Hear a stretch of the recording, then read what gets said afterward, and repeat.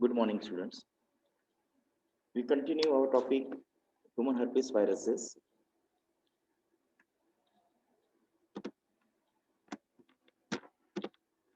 Our topic is Epstein-Barr virus. Another name is kissing disease because the most mode of transmission is by saliva, and not by saliva is again less number. So intimate prolonged contact with saliva, it is the commonest mode of transmission. So another name is for MCQ is important. Kissing disease is caused by Epstein-Barr virus. Aim and objective. Student able to know list of the common viruses causing viral exanthemus.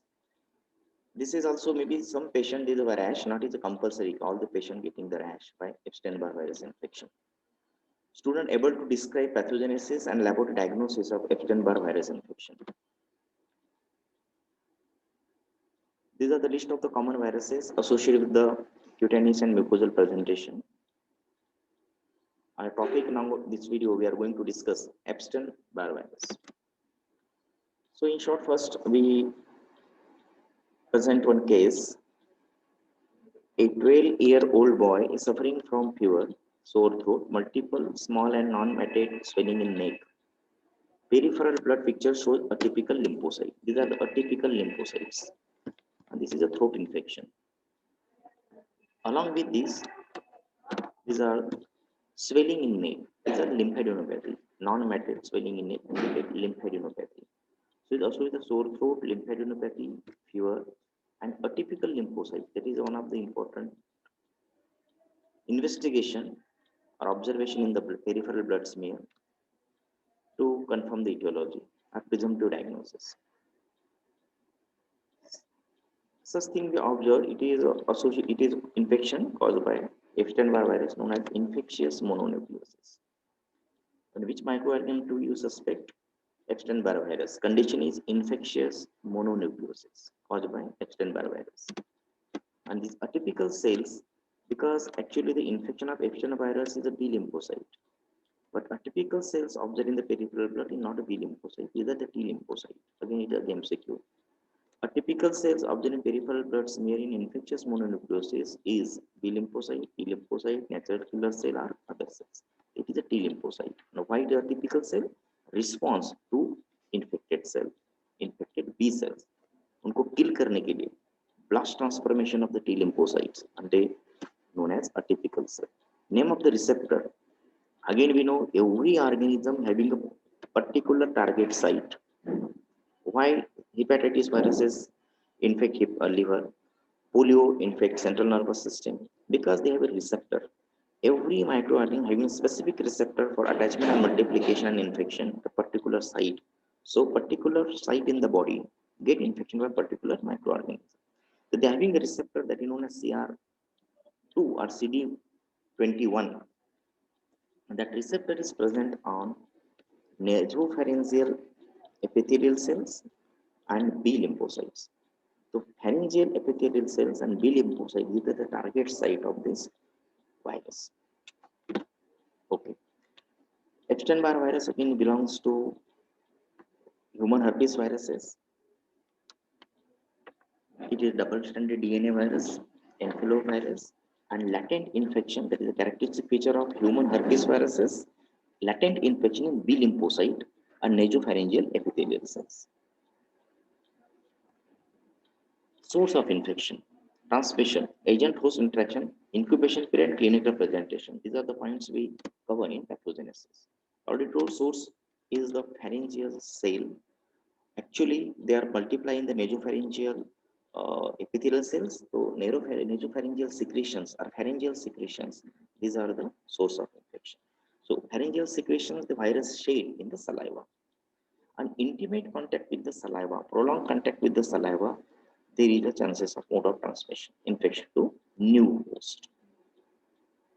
The mode of transmission by the saliva, intimate, mostly the kissing, and it is a kissing disease. Mode of transmission after entry, they infect the primary infection site in the nasopharyngeal epithelial cells. Why? Because the receptor is CD21 or CR2 present on epithelial cells. After local multiplication, the virus enters into the bloodstream, and through bloodstream they infect B lymphocyte. Now, When they infect the B lymphocyte, there are two chances in changes in the B lymphocyte. One, if B lymphocyte will immortalize. Now this B lymphocyte not going to destroy. It is immortal. The immortalized B lymphocyte, and so there is a continuous multiplication, infinite multiplication of the B lymphocyte. And some B lymphocyte get lysis and they infect to the other progeny. The problem is this itself they get lysis because new virus they want to infect to new B lymphocyte. In that way, they infect the B lymphocyte and the infection is latent. B lymphocyte for lifelong. Reactivation periodically is depend on CMI, cell-mediated immunity.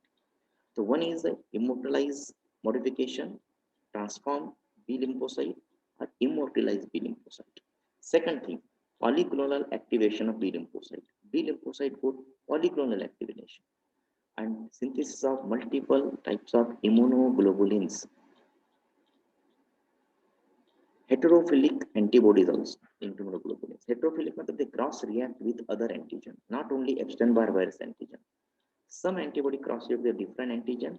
With specific antibody, they only develop in this infection and cross react with sheep RBC. And that's why the sheep RBC we use for the serological diagnosis. And that test is known as Paul Bonnell test. That I will tell in detail in laboratory diagnosis. The two changes in the B lymphocyte. Now you just remember entry through the saliva, local infection, pharyngeal epithelial cells. Then the virus enters into the bloodstream. Bloodstream, the target site is the B lymphocyte, and B lymphocyte contains to two. One is the immortalized, so there is cell destruction, so the infinite growth, that is one. Second, polyclonal activation, synthesis of multiple types of antibody. One important antibody is heterophilic antibody. Why again I'm telling heterophilic? Because they cross react with other antigen, not only Epstein-Barr antigen, but antibody synthesized against the response to Epstein-Barr. But they cross react with other antigen, so known as heterophilic. And one of the important is sheep RBC.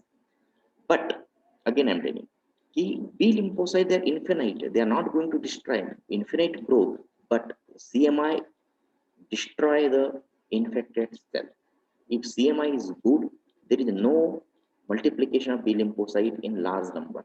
So this multiplication they check by T lymphocyte, and that's why the latent infection is present lifelong till CMI is good.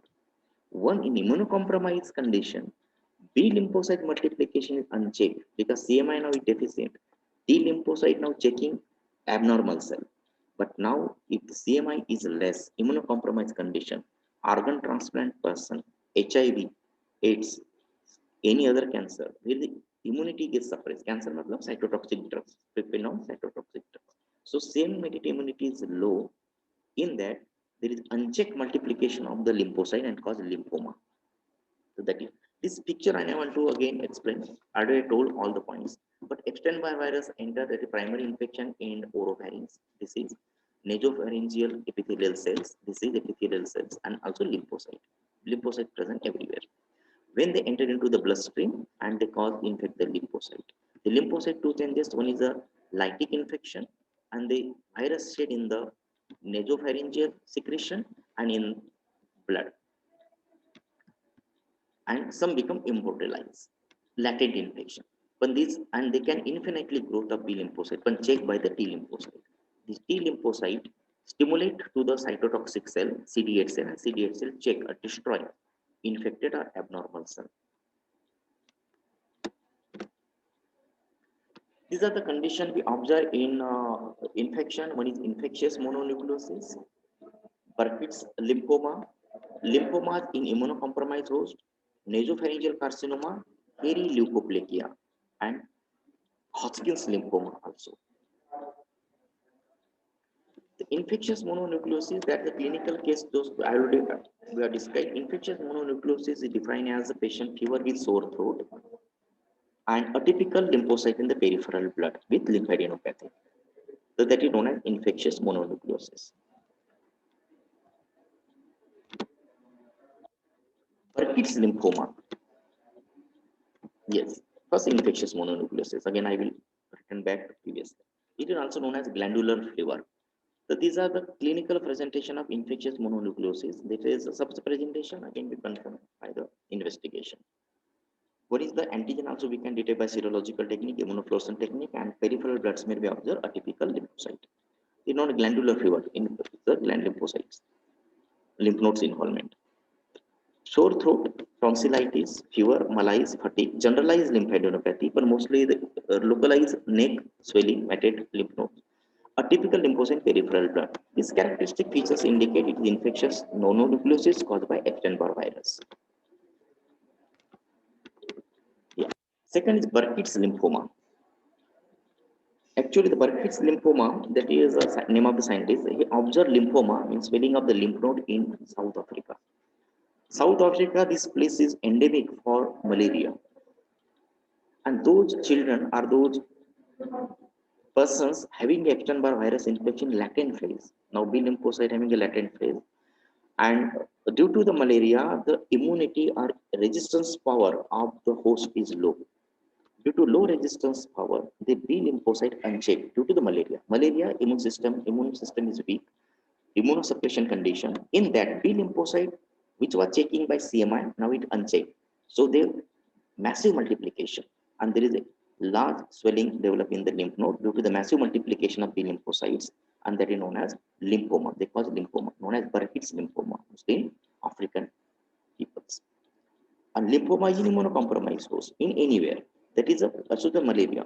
Immunocompromised host, maybe HIV, maybe cancer, maybe transplant peoples, who don't put on the drugs. So the immunosuppression, and those are having a latent infection of Epstein-Barr virus in B lymphocyte, they multiply unchecked and develop lymphoma in immunocompromised host.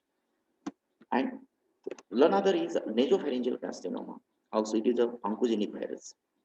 Nasopharyngeal carcinoma are not in all the peoples having the infectious mononuclear sore throat, having some genetic factor also involvement. And some peoples, mostly Chinese origin, having some genetic factor, they develop nasopharyngeal carcinoma. It's caused by Epstein-Barr virus. In the tumor, Epstein-Barr virus antigen present in all the patient, and B lymphocytes more in blood. So these are the lesions caused by Epstein-Barr virus. This definition and what is the pathophysiology behind the condition. So these are the general features, but main important is fever with sore throat, lymphadenopathy, and atypical lymphocytes.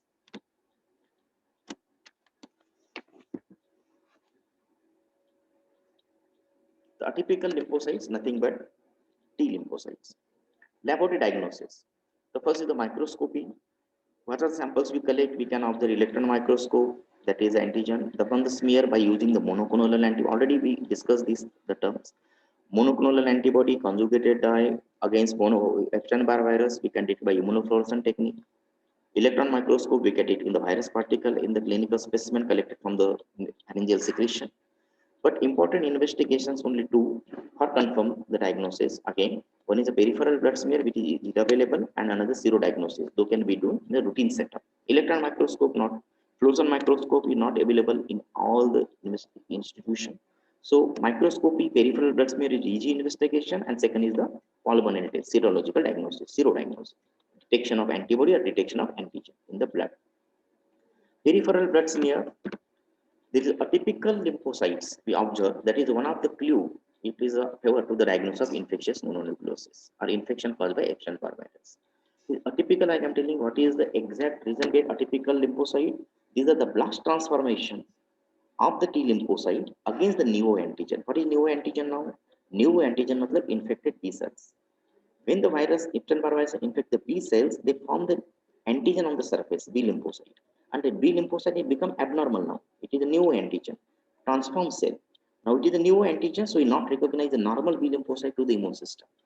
So immune system get activated, it is a new antigen, it is not, it is foreign substance now. So they develop immune response. And T lymphocyte, helper T lymphocyte, TH, CD4, they blast transformation into activated T lymphocyte, and that is known as atypical cell. Then they give the signals to the CD8 cell. CD8 is a cytotoxic cell. They get activate and destroy the neoantigen of the infected B cells. And in that way, B cells count is checked by CMR.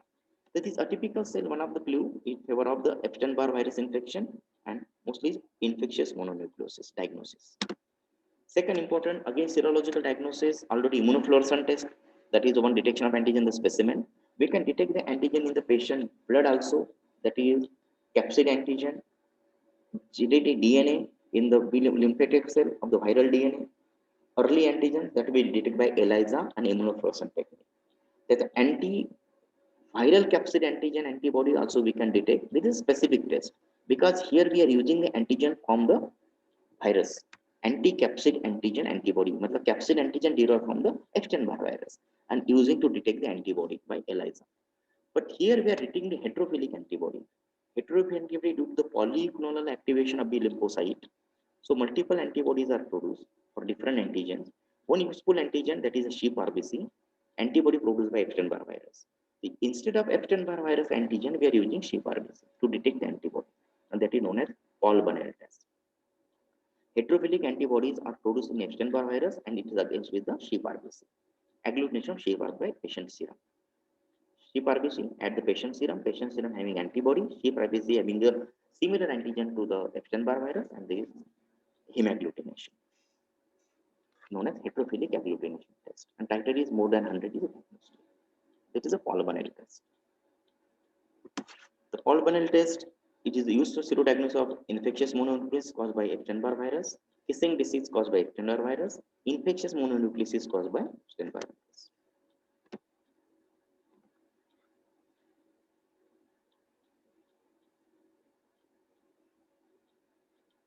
Okay, and cytomegalovirus, that is in short, is generalized infection, mostly immunocompromised host. So please, if you have time, go through the book and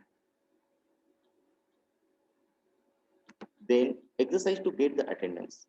Now I'm again announce all the students, please at least when you will give time, because I have prepared a very short video. I know online classes are very difficult. It's very every day concentration of the screen is okay. So the videos are very 10 minutes. I spend 2 to 3. Whenever you get time, you read. I'm giving them 2 to 3 days to solve the problems. But you read and you go through the video whenever you get time. Every time you solve these questions and send to the WhatsApp. The first, again, I'm telling you, this case already I discussed in before. You read this case, key points point out and name the infection. The infection ka naam kya hai? What is the name of the infection? You write in complete. I just am telling now also. It is a herpes simplex virus with aseptic meningitis.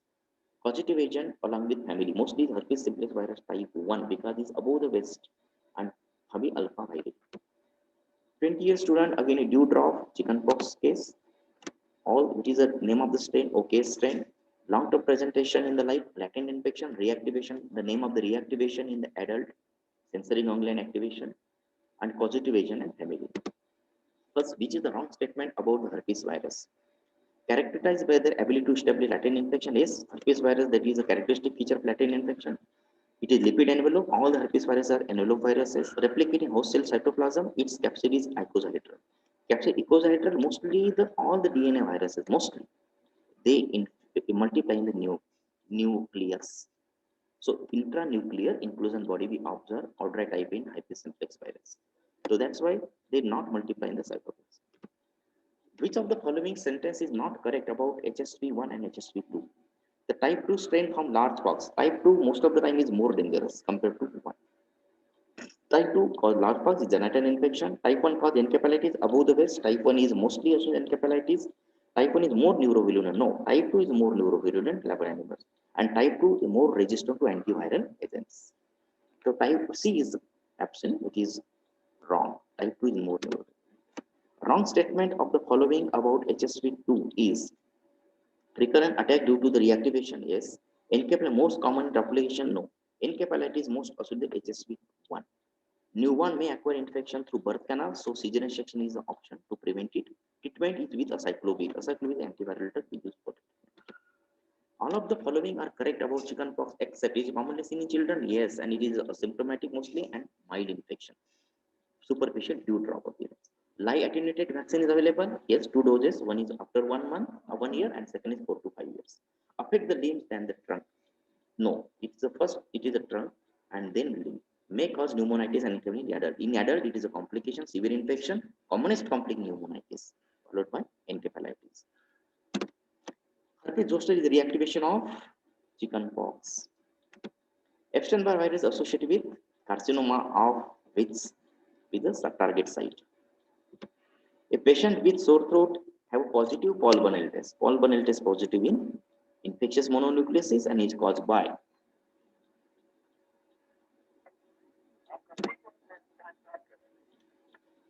atypical cells, B lymphocyte, infected cell hai, but atypical cell is a blast transformation to response to B lymphocyte. These are the T lymphocytes, cell-mediated immunity.